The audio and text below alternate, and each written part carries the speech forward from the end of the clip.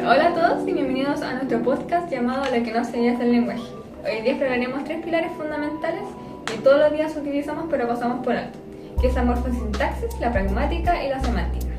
Así que si estudias lenguaje, fonoaudiología o simplemente quieres saber por qué a algunas personas les cuesta comunicarse, este capítulo es para ti. Además hablaremos de la relación, la importancia clínica y expondremos un caso clínico inventado para poder explicar mejor el tema de la morfosintaxis, la semántica y la pragmática.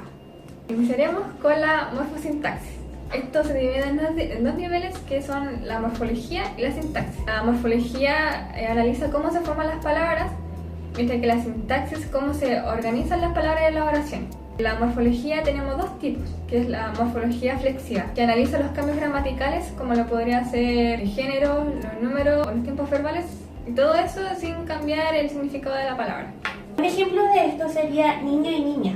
Aquí muestra un cambio de género en la palabra. Después, otro ejemplo de esto sería canté, canto y cantaré, que muestran un cambio en el tiempo verbal. Luego está la morfología léxica. La morfología léxica consiste en crear nuevas palabras mediante procesos como la derivación. La composición es cuando dos palabras se juntan para formar una nueva. Un ejemplo de esto sería paraguas. Aquí juntamos la palabra para y también la palabra aguas, generando, como todos conocemos, la palabra paraguas. Y después tenemos la parasíntesis. También existen los morfemas, que son las unidades mínimas con significado. Estos pueden ser libres, como la palabra yo, o pueden ser ligados. Un ejemplo de esto sería el dar, en felicidad. Y no podemos olvidarnos tampoco de los afijos, que están los prefijos, sufijos e infijos, que modifican el significado de la palabra. Y por otro lado tenemos la sintaxis, que esto organiza las palabras para que al final tengan sentido. Como por ejemplo, el perro duerme en la casa. También estas oraciones se componen por los sintagmas, que están la nominal, verbal, adjetival, adverbial y preposicional. Ahora vamos a seguir con la semántica. La semántica estudia el significado literal de las palabras o oraciones, donde existen varios tipos. Tenemos el significado léxico. El léxico es el significado que aporta una palabra considerada de manera aislada. Un ejemplo de esto sería correr o casa. Después tenemos el gramatical, el cual no tiene contenido propio, pero indica relaciones gramaticales como el tiempo, números, personas, etc. Un ejemplo de esto sería niñas. En niñas tenemos el as, que indica plural, y aparte de eso indica que es algo femenino. El significado dennotativo es un significado el cual es objetivo y literal en una palabra. Por otra parte tenemos el connotativo, donde hay un significado secundario o asociado a una palabra. También hay un significado estructural. Por ejemplo, decir el perro mordió al niño y que el niño mordió al perro. Son las mismas palabras, pero tienen un significado distinto.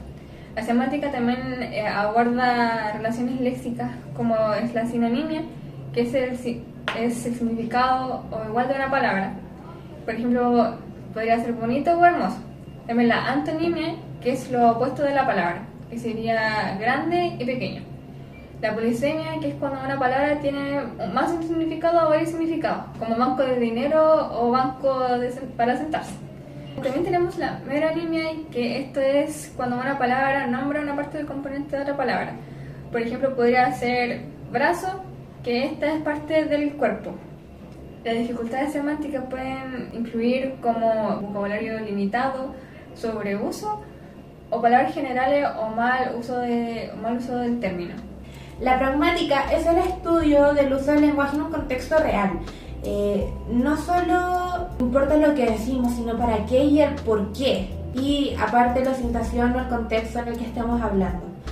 Abarca elementos como contexto, ya sea físico, social, interpersonal. También tenemos la intención comunicativa y las máximas de Grace.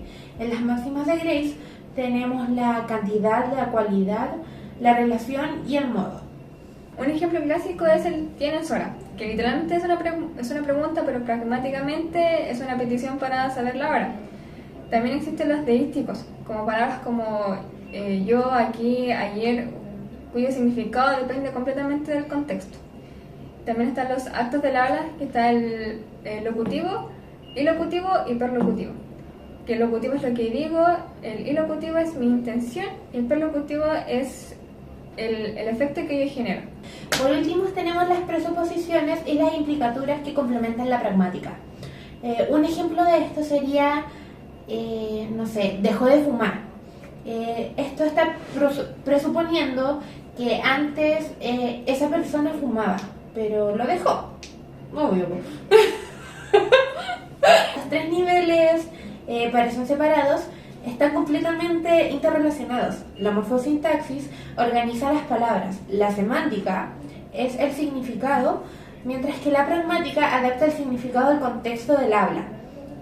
Una oración puede estar bien formada, pero si el vocabulario no tiene sentido o simplemente no se usa de la forma adecuada al contexto, la comunicación puede llegar a fallar en algún momento, dando a entender cosas que yo no quiero o costando que, ¿cómo se llama?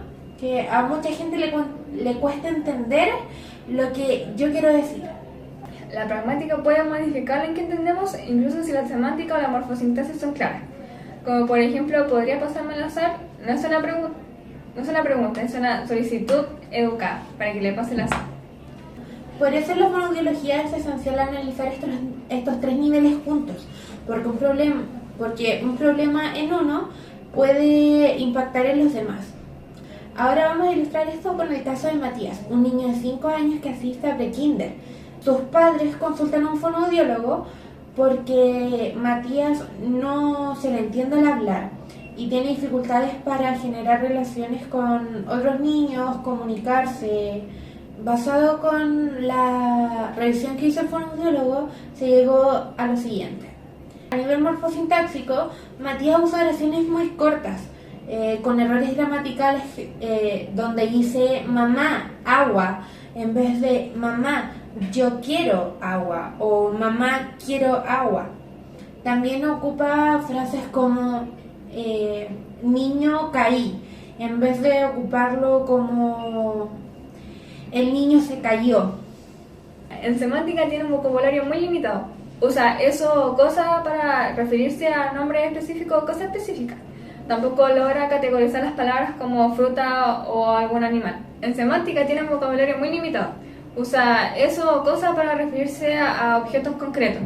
No logra categorizar las palabras como frutas o animales. En la pragmática, Matías no responde bien a las conversaciones.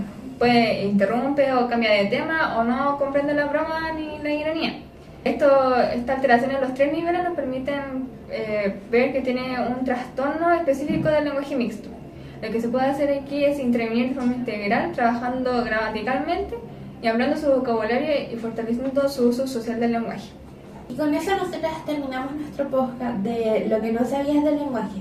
Esperamos que hayan entendido un poco más sobre lo que es el lenguaje y el tema de comunicación. Y eso. Gracias por escucharnos.